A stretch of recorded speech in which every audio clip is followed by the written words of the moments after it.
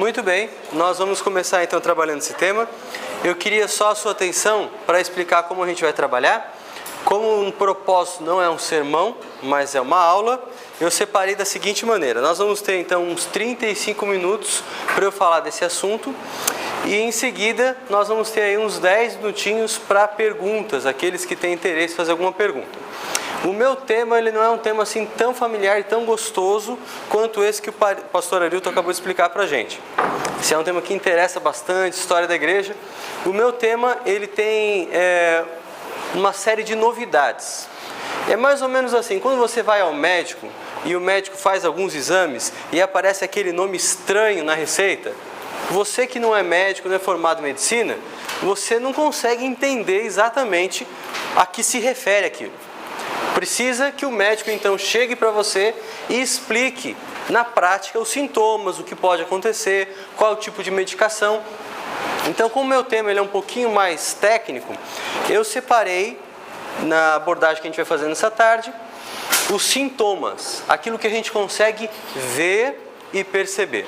Então, quando a gente fala de pós-modernidade, para não ficar algo muito abstrato, muito filosófico, eu coloquei então algumas coisas que são mais perceptíveis, coisas que a gente observa no dia a dia da igreja e também como poder trabalhar com aqueles que não são adventistas, que esse acaba sendo o nosso enfoque. Antes um pouquinho da trajetória com esse assunto da pós-modernidade. Apesar de ter ouvido falar sobre esse tema na faculdade, a primeira vez que eu comecei a estudar mesmo sobre esse assunto foi ao preparar esse livro que foi lançado pela CPB no ano de 2010. O Paixão Cega é a história de Sansão. Em algum momento a gente fala um pouquinho sobre a pós-modernidade. Você pode ver que a foto assim desse camarada forte é meio baseada assim em mim, né? Só uma coincidência. Depois então veio esse livro que a gente teve a oportunidade de lançar pela editora Ados, do nosso irmão Lourenço Gonzalez, aquele mesmo autor do livro Assim Diz o Senhor. É uma editora dele. E essa editora fica em Niterói, no Rio de Janeiro, e nós lançamos esse livro baseado, então, na mensagem de 1ª e 2ª Pedro, mas pensando no nosso contexto. Aqui tem um capítulo mais detalhado sobre pós-modernidade. Mas, no ano de 2012, a divisão, então, pediu ao jornalista Michelson Borges que organizasse uma série de estudos bíblicos para universitários. E o Michelson, então, escolheu 3 outros pastores para estarem ajudando com os capítulos desse material. Eu tive o privilégio de participar.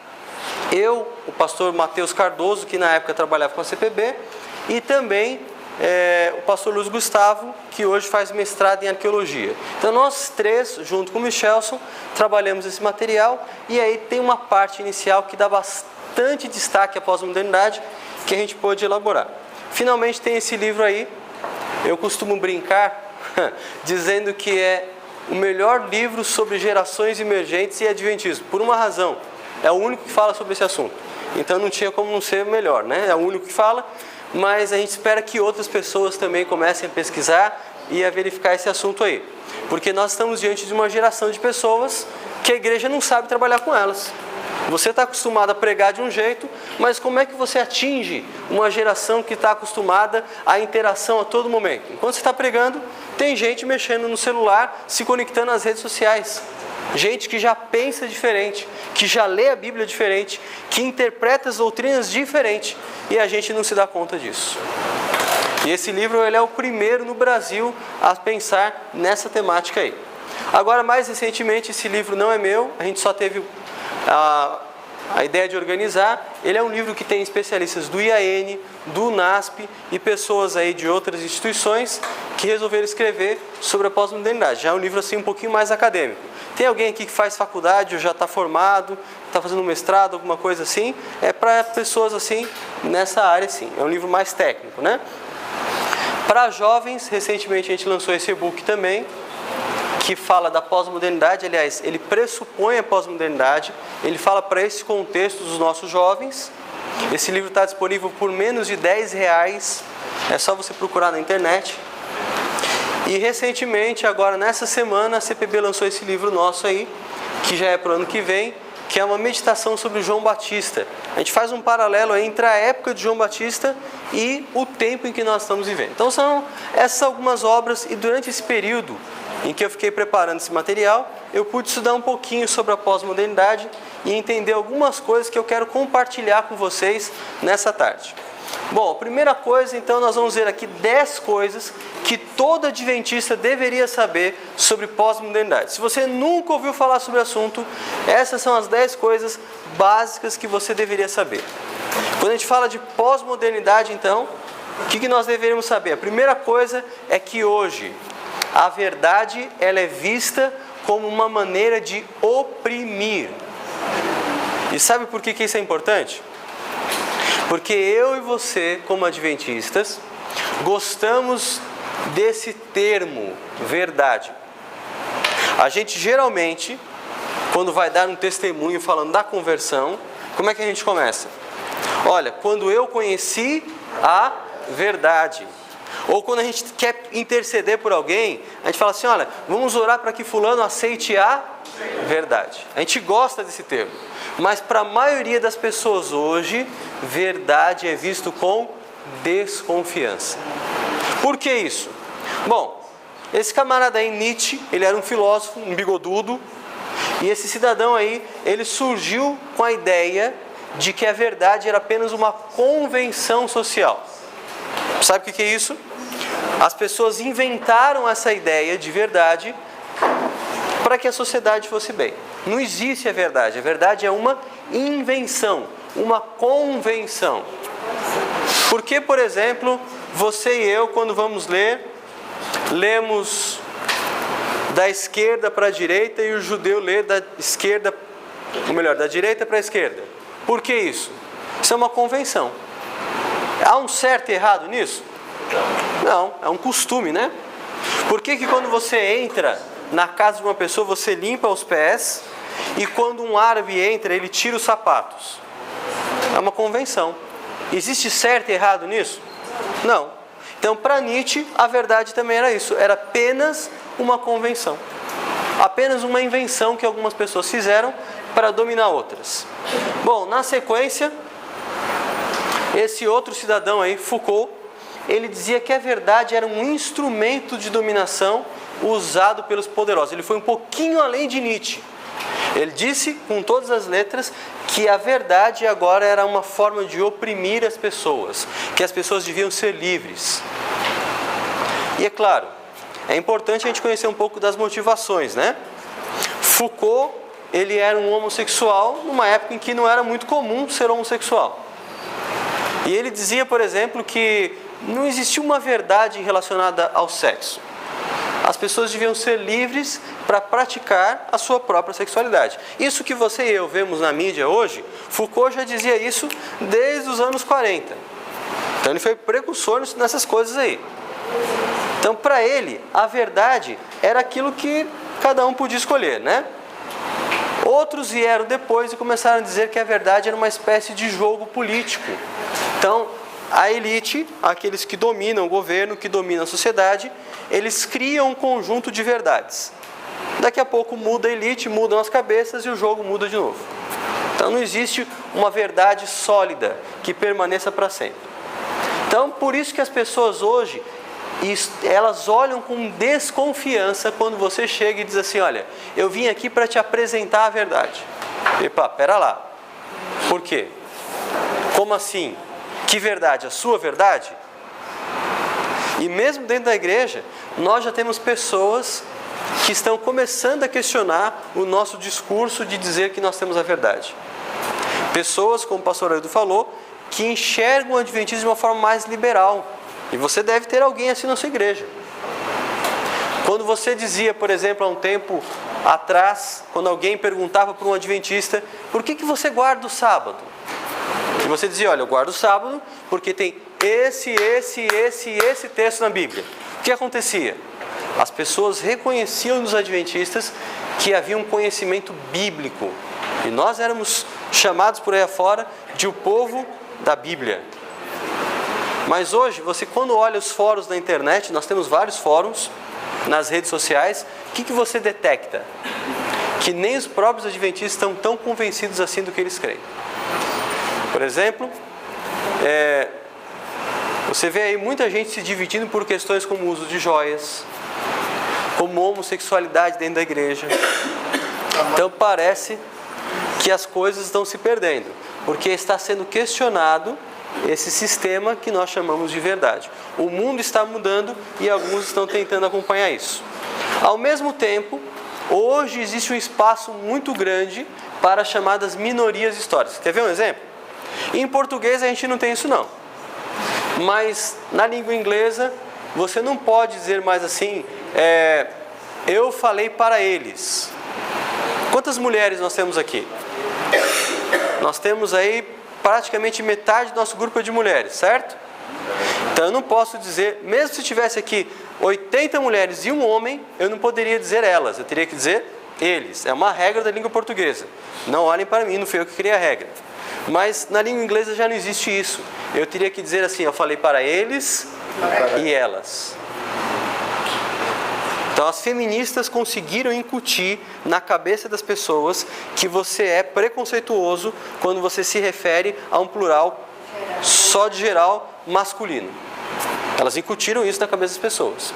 Hoje não existe mais em língua inglesa. E também há outras minorias históricas. Por exemplo, os negros. Você tem em São Paulo um feriado, o Dia da Consciência Negra. E alguns gostariam que tivesse feriado para cá, também porque é mais um feriado, né? Não por causa da consciência em si. Mas você percebe? As minorias elas começam a ganhar espaço, o que tem o seu lado positivo, claro. Mas uma outra coisa aí, o segundo ponto, o valor da perspectiva. Então veja, o mesmo Foucault que eu mencionei antes, ele dizia que cada época ela tem um sistema de pensamento. Ele chamava isso de episteme. E esse pensamento ele molda aquilo que as pessoas elas acreditam, as conclusões que elas chegam. Então, uma pessoa só pode chegar a uma certa conclusão porque ela está vivendo uma certa época. Nós somos filhos da nossa época, em outras palavras. Nós vivemos, andamos e pensamos porque estamos nessa época. O outro cidadão aí, Derrida, ele dizia o seguinte, que a maneira da gente se expressar, ela é fluida, ou seja, o significado ele vai mudando de acordo com aquela pessoa que ouve. Então, por exemplo, eu estou falando aqui para você nessa tarde, mas cada um de vocês está interpretando o que eu estou dizendo. À medida que você ouve uma coisa, automaticamente você está interpretando. E Derrida dizia que a interpretação ela não tem certo e errado. Cada um interpreta da sua maneira. Agora pensa nisso quando a gente estuda a Bíblia. Imagina você abrindo um texto para a pessoa e dizendo assim, olha, aqui está dizendo que o sábado é o dia do Senhor. E a pessoa vai virar para você e vai dizer assim, olha, essa é a sua interpretação. É exatamente isso. Percebe como a gente consegue detectar isso no mundo real? Eu estou mostrando a parte teórica para você, mas você é inteligente e consegue perceber que as pessoas estão vivendo e pensando assim. Certo? Bom, vamos adiante. Nesse tempo não tem mais verdade. O que tem é a perspectiva de quem está vendo. Então, se eu quero chamar o sábado de verdade, ou se eu quero dizer que o domingo é verdade, ou se eu não quero guardar dia nenhum, depende de mim. Aquela é a minha verdade. É como eu interpreto a Bíblia. Isso é mais importante. Não tem uma interpretação certa e errada dentro da pós-modernidade. Cada um faz a sua interpretação. Vai percebendo como as coisas vão ficando difíceis para nós adventistas. Outra coisa, não dá para ler, por causa da iluminação aqui, a diversidade de opções. Como se multiplicam as verdades, as pessoas acabam tendo mais opções. E hoje cada opção é tão importante quanto a outra. Por exemplo, você é adventista, certo? Você é feliz sendo adventista? Você é feliz? Te dá paz? Te dá esperança para o futuro? Agora eu sou budista. Eu tenho paz também. Eu também tenho esperança para o futuro. E eu estou feliz sendo budista. Então continua você sendo adventista e eu continuo eu sendo budista. Percebe? Hoje cada religião é vista como mais uma opção. Sabe quando você vai, por exemplo, comprar uma roupa? As mulheres não gostam muito de fazer isso, mas imagina que uma das irmãs aqui presentes fosse comprar uma roupa. Aí você tem lá azul, vermelho ou branco. E você escolhe, por exemplo, a blusa branca. É uma opção dentre as 3 possíveis. Vamos supor que cada uma tivesse o mesmo preço. Importa qual você vai escolher? Não, é questão de gosto, não é? Para muitas pessoas, religião é isso. É questão de gosto. Não importa qual religião eu vou escolher. Importa que me satisfaça. Bom, a outra coisa importante também. Hoje nós vivemos num mundo que é uma aldeia global. E você já ouviu essa expressão. E tem uma outra expressão associada a isso.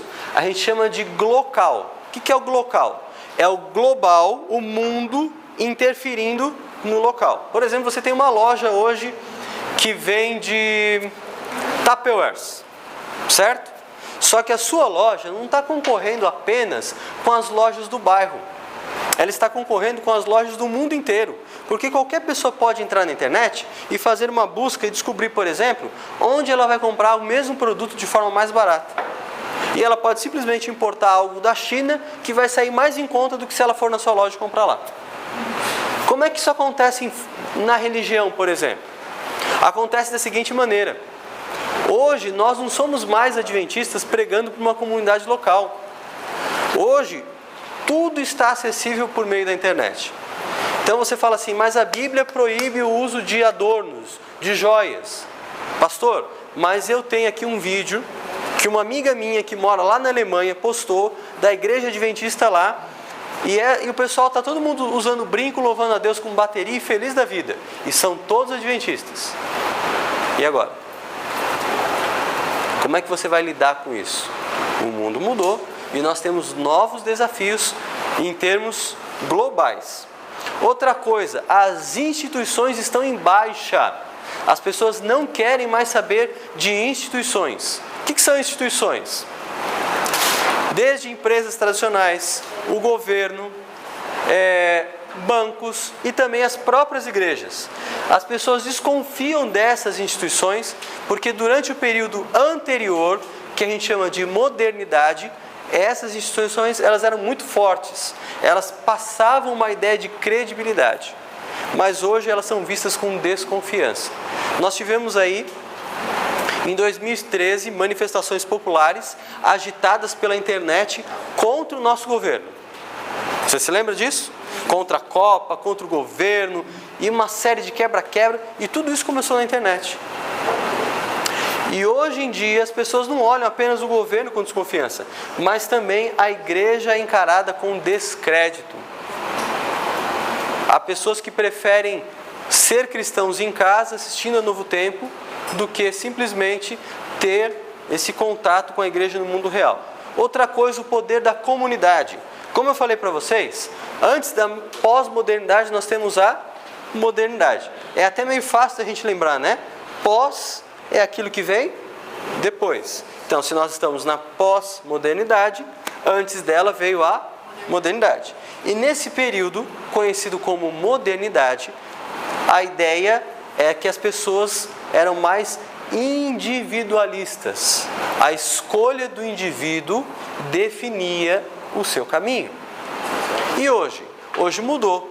Hoje nós não temos mais a força do indivíduo, mas a força da comunidade. E sabe o que é engraçado? Pensa num adolescente hoje de 16 anos, que cresceu em Maringá e frequentou a sua vida toda a igreja adventista. É engraçado, mas esse adolescente pode ter muito mais em comum com outro adolescente da mesma idade dele, que mora lá em Xangai e que é budista, do que com a maioria de vocês. Ele pode ter muito mais em comum com outro adolescente que mora em Nova York, que é ateu, porque eles jogam as mesmas coisas online, eles têm acesso ao mesmo tipo de mídia, eles curtem os mesmos vídeos na internet, eles têm interesses em comum no Facebook, do que as pessoas que estão próximas a ele, geograficamente falando, né? Então, a comunidade hoje, ela se forma de que maneira? Pelo interesse. E como as coisas estão muito mais disponíveis pela internet, eu posso ir atrás daquilo que me interessa e interagir com pessoas que também têm esses mesmos interesses. Agora, olha que negócio interessante. Você acha que nessa época, no período pós-moderno, as pessoas estão mais interessadas no espiritual ou menos interessadas? Bem mais. E essa é uma grande surpresa. Porque todo mundo dizia, os sociólogos diziam, que, por exemplo, as religiões iriam morrer. E que nós chegaríamos no ano 2000 e ninguém mais seria religioso. Mas sabe o que a gente está vendo na prática? O contrário. É só a gente olhar para as igrejas aqui da nossa região. Elas estão vazias ou lotadas? Lotadas. E só a igreja cristã, de uma forma geral, está crescendo? Não, as outras religiões também. O número de muçulmanos tem crescido, o número de judeus, de adeptos da nova era e de uma série de outras religiões. E isso é um fenômeno mundial, não é só no Brasil que está acontecendo. Hoje os sociólogos que diziam que a religião perderia influência, eles viram uma coisa chamada revanche do sagrado. Hoje a religião, ela começou a se destacar de novo, a explodir. E hoje a crença é valorizada, mas todo tipo de crença, todas as expressões religiosas. Antes, quando você ia abordar alguém, você ia lá de porta em porta e dizer assim, olha, eu vim fazer uma oração com você. As pessoas negavam isso? Elas rejeitavam a oração? A maioria não, por quê? Os nossos vizinhos, eles eram cristãos. A gente tem uma ideia muito errada quando a gente fala de religião. Quando eu pergunto assim para você, por exemplo, qual é a sua religião? Qual é a sua religião? Adventista não é religião. Religião é cristã. Isso é religião. Cristianismo é religião, budismo é religião, shintoísmo é religião, confucionismo é, de certa maneira, uma religião, animismo é uma religião, isso tudo é hinduísmo é religião, obrigado, isso é religião. Agora, quando a gente fala de adventismo, quando a gente fala de Assembleia de Deus, Batista, isso é denominação, certo? Então, quando alguém pergunta a minha religião, eu falo, eu sou cristão. Ah, mas qual é a sua igreja? Bom, aí é uma outra coisa, eu sou adventista do sétimo, eu nunca falo que eu sou crente. Nunca falo que eu sou crente, não gosto desse termo, acho que ele é muito amplo, né? E crente pode ser desde o cara que fica pulando na igreja dele falando em línguas, a uma pessoa que estuda a Bíblia. E eu não gosto dessa confusão. Certo? Eu falo, não, eu sou adventista. Eu falo bem assim. Porque eu acho que crente é muito amplo, né? Muito geral. Mas olha que interessante. Quando a gente pensa aí, ó, quando a gente pensa em religião, hoje religião, ela é vista assim no mesmo nível, certo? Então não importa se eu sou cristão ou não, tudo é olhado pelas pessoas segundo aquela velha frase, lembra? Todos os caminhos levam a Deus. E se alguém encontra com você e fala assim, você é adventista? Ah, eu sou espírita, mas o importante é que todos nós temos o mesmo Deus. Será? Será que é isso? Claro que não, mas é o que as pessoas pensam, né? E outra coisa, as pessoas têm uma abertura maior a novos caminhos, né? Elas entendem que o interessante é experimentar. Você já foi num Subway? Tem um aqui no shopping, né? Então eu vou perguntar para você que já tem uma experiência com Subway, qual é a primeira coisa que eles perguntam? Qual que é? 15 ou 30. Eles perguntam o tamanho e depois? O tipo de pão. E depois que eles perguntam o tipo de pão? O tipo de molho. Essa aqui vai sempre do Subway.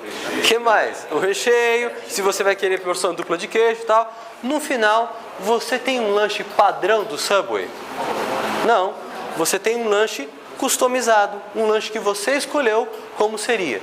Muitas pessoas encaram a religião dessa forma. Então, por exemplo, eu não vou em igreja nenhuma, lembra? As pessoas não gostam de instituição, mas não quer dizer que eu não seja uma pessoa espiritual. Eu sou espiritual à minha maneira, do meu jeito.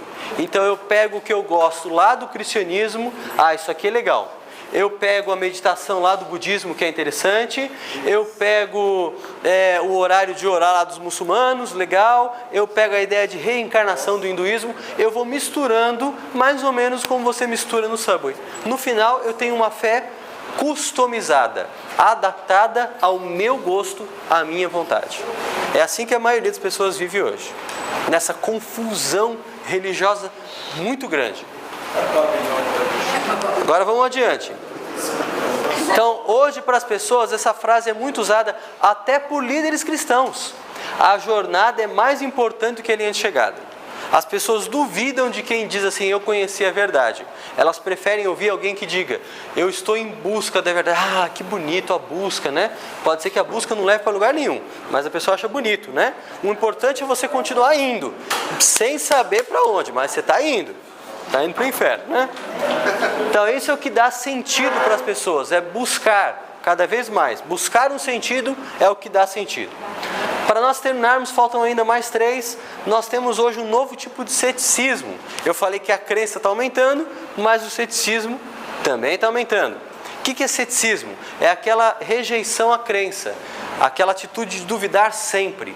E muitos hoje duvidam porque o acesso à informação é muito grande.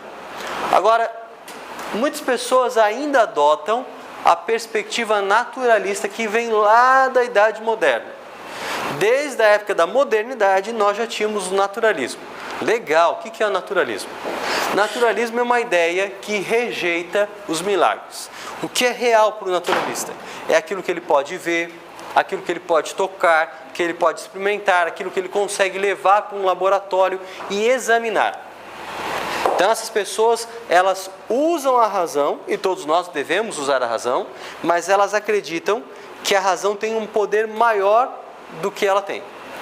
Então elas endeusam a razão, certo? Elas não são pessoas mais racionais. Racionais todos nós somos. Elas são pessoas racionalistas. Elas exageram na atitude em relação à própria razão, ok? Então esse é o naturalismo. Eles não acreditam em milagres, em dilúvio, tudo isso se torna mito, tá? Mas se esse mito... Também é um mito. A criação. Claro, é um mito. Mas aí aceita a evolução. Sim, sim, porque é científico, entre aspas, tá? Bom, olha só uma coisa interessante. Há uma separação hoje entre fato e valor. Sabe o que é crença? Crença é valor. Você acredita no céu? Acredita que um dia você vai para o céu? Isso te faz bem, te conforta? Te dá esperança na hora da morte? Legal, então isso serve para você, bonito. Mas isso é valor.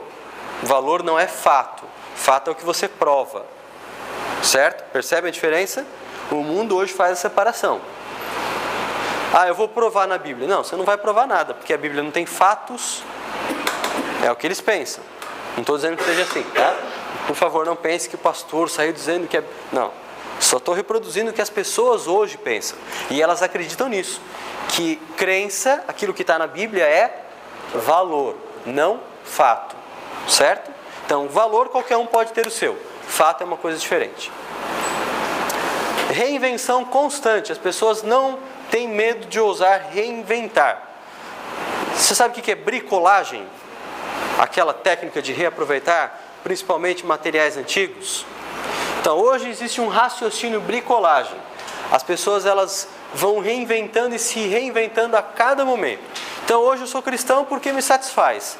Mas pode ser que no futuro eu mude a minha ideia, eu mude o meu estilo e eu vou sempre experimentando até aquilo me satisfazer. É mais ou menos como uma loja. Você vai numa loja, ela te atende bem, você gostou do serviço, tem os produtos que você quer, mas a partir do momento que você for destratado por um funcionário ou que você de repente não encontrar o que você está buscando, você vai numa outra loja. As pessoas encaram a religião hoje assim. A religião atende à necessidade. A partir do momento que ela não me satisfaz mais, eu vou em busca de outra coisa.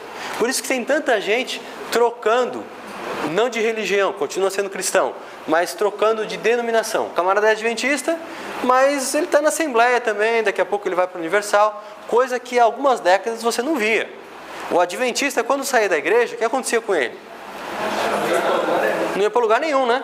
Porque ele continuava com aquelas convicções da verdade. Hoje, como não tem mais convicção nenhuma, e eu estou em busca de necessidade, então eu vou onde eu senti que eu devo ir.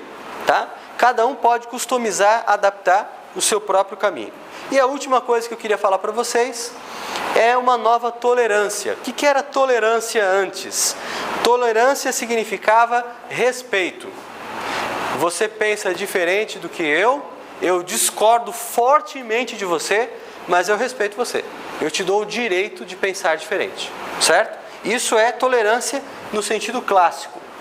Hoje não há mais esse tipo de tolerância. Tolerância hoje significa o seguinte: eu penso uma coisa, você pensa outra, mas você pode estar tão certo quanto eu. Eu não consigo mais avaliar racionalmente quem está certo e quem está errado. Não existe mais isso. Todo mundo está certo. Olha que beleza. Bonito. E essa tolerância hoje, ela diz que se você tentar avaliar o que o outro acredita, você está sendo preconceituoso. Não, mas essa ideia de imortalidade da alma, ela é errada porque é antibíblica. Não, você não pode dizer que é errado. Você está sendo preconceituoso. Está ferindo aquelas pessoas que pensam diferente. Olha, eu condeno a prática da homossexualidade porque ela é antibíblica. Não, você não pode condenar, é uma questão de preferência. Você tem que dar liberdade para a pessoa exercer a sexualidade dela.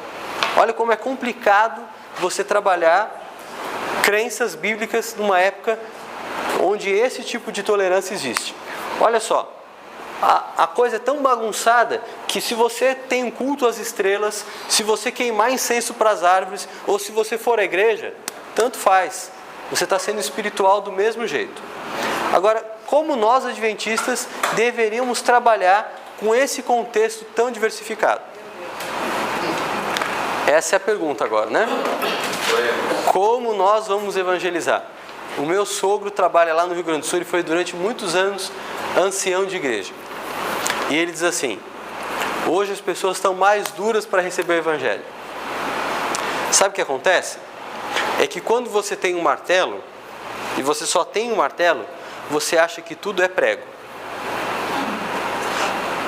Olha só como Jesus trabalhava com as pessoas. Para cada pessoa, Jesus ele tinha uma abordagem diferente. Por exemplo, Jesus se encontrou com Nicodemos à noite, e o que Jesus disse para Nicodemos na primeira frase? Assim, na lata. O que ele disse para Nicodemos? Que é necessário que ele nascesse de novo.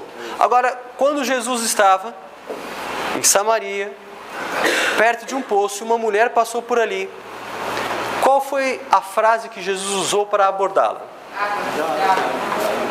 Que ele pediu água para ela. Já pensou se Jesus só tivesse um tipo de discurso? Imagina se ele chegasse para Nicodemos, Nicodemos começasse toda aquela introdução: mestre, bem sabemos que és enviado da parte de Deus, porque ninguém faz essas coisas se Deus não tiver enviado. E aí Jesus olhasse bem nos olhos dele e dissesse assim: Nicodemos, traga um pouco de água para mim. Teria algum efeito? Ou se ele olhasse para a mulher samaritana e dissesse assim para ela: você tem que nascer de novo. Pronto, ela já não gostava de judeu. Se ele dissesse isso, ela ia detestar e nunca mais iria falar com ele. Então, para cada pessoa, Jesus, ele tinha uma abordagem. Mas ele deixava de falar a verdade? Não. Como nós vimos aí, a igreja adventista, e graças ao pastor Arildo eu posso poupar tempo, não preciso entrar em detalhes aqui, porque ele já explanou essa parte muito bem. A igreja adventista, ela existe para transmitir uma advertência de juízo. Apocalipse 14, versos 6 e 7, a primeira mensagem angélica: vi outro anjo voando no meio dos céus, tendo o evangelho eterno nas suas mãos. Esse tendo, ou segurando no grego, significa segurar firmemente. E ele pregava a toda tribo, nação, língua, raça e povo. Aqueles que habitam sobre a terra, não é assim? Tendo uma mensagem para pregar àqueles que habitam sobre a terra. No Apocalipse, aqueles que habitam sobre a terra não são apenas os habitantes do mundo. Não é isso. Aqueles que habitam sobre a terra é uma expressão técnica que aparece no livro de Apocalipse. Essa expressão se refere àqueles que são inimigos declarados de Deus. Quando você olha no Apocalipse, você vai ver várias ocorrências e todas elas indicam isso. E algumas são piores ainda porque associam essa expressão àqueles que habitam sobre a terra à idolatria. Deus tem uma mensagem para quem? Para os inimigos. Quem Deus quer salvar? Os seus inimigos? E que mensagem é essa que Deus tem para essas pessoas que o rejeitam? Temei a Deus, verso 7, e dai-lhe glória, porque é vinda a hora do seu juízo, e adorai aquele que fez os céus, o mar e as fontes das águas. Deus tem uma mensagem que tem que ver com o juízo que está próximo de acontecer, e ao mesmo tempo é um convite para adoração. Nós existimos para dar essa mensagem. Agora eu pergunto: se eu e você não dermos essa mensagem, quem vai dar? Ninguém. Deus convidou esse povo, tem que ser esse povo. Sabe qual é a diferença? É que eu posso fazer parte desse povo, ou eu posso não fazer parte. Certo? Mas, de qualquer forma, Deus vai usar aqueles que estiverem interessados. Os primeiros discípulos também enfrentaram contextos hostis. Sabe por quê? Como era o Império Romano naquela época? Havia sensualidade? Havia. Pompeia, aquela cidade que foi destruída, que era como se fosse uma colônia de férias dos romanos, eles tinham motivos, temas sensuais e até sexuais mesmo, nas paredes de casa. Imagina você visitando alguém, tem lá um quadro pornográfico na sala da pessoa. Essa era a casa dos romanos. Havia mais bordéis em Pompeia e por todo o império do que qualquer outra coisa. O número de prostitutas era assustadoramente alto em Roma. Havia paganismo, muito paganismo.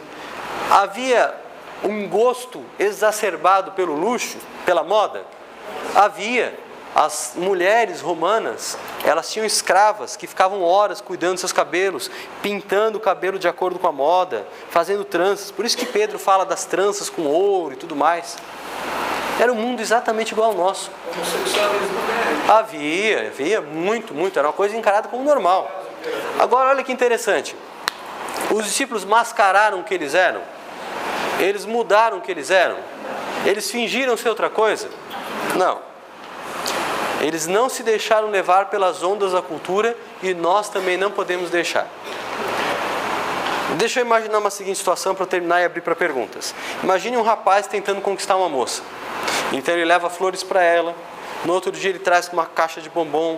É sempre muito educado, fala em tom agradável, muito gentil. Sabe aquele cidadão que abre a porta do carro para a mulher? Faz tudo por ela. Aí ele conquista o coração dessa moça e depois de um tempo convivendo com ele, ele muda. Mas muda assim brutalmente. Ele já não dá mais atenção para ela, os amigos são mais importantes, ele quer assistir o jogo de futebol ao invés de passar tempo com ela, ele não ouve mais com atenção o que ela fala. E um dia ela então pergunta, mas por que você mudou?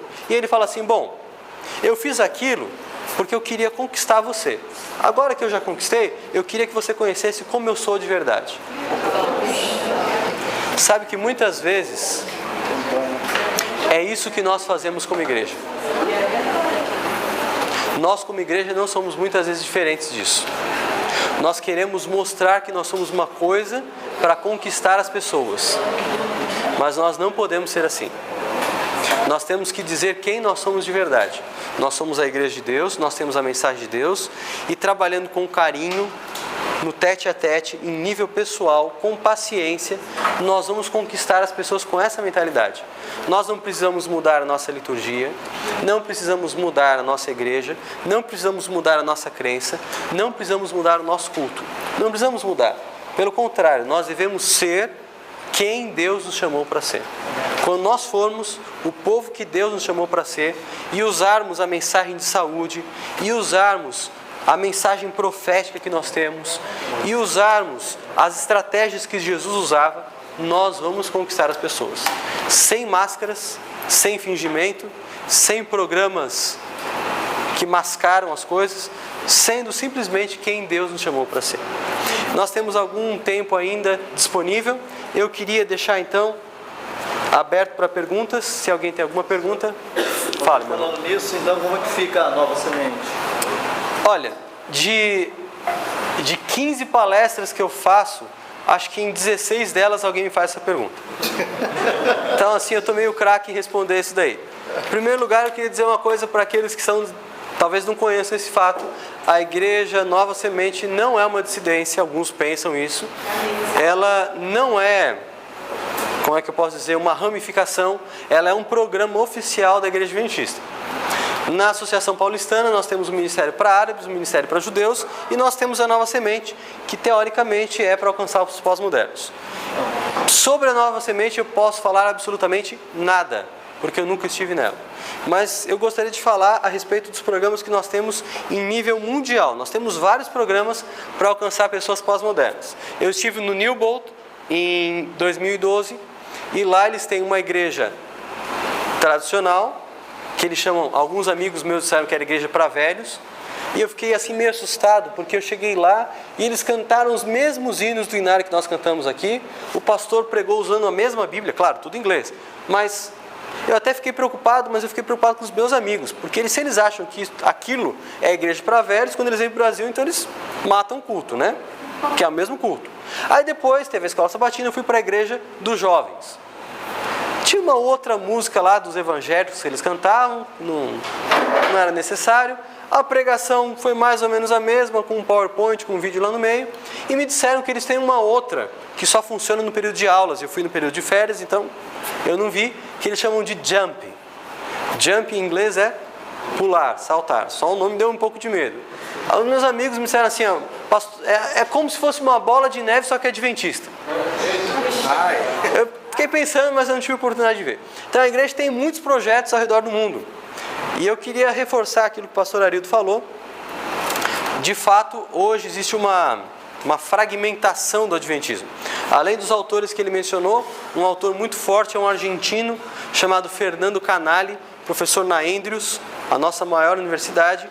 E ele fala que em pouco tempo, se nós continuarmos copiando os evangélicos, nós vamos nos tornar uma igreja carismática, pós-moderna e ao mesmo tempo genérica como tantas outras que existem. Claro que isso só não vai acontecer por uma razão, porque Deus está à frente. Porque se não fosse por Deus, nós teríamos destruído essa igreja há muito tempo. Então não tenho nada a dizer sobre a Nova Semente, mas tenho a dizer sobre a tendência, que é copiar o que os evangélicos estão fazendo. Isso não vai nos levar a lugar algum.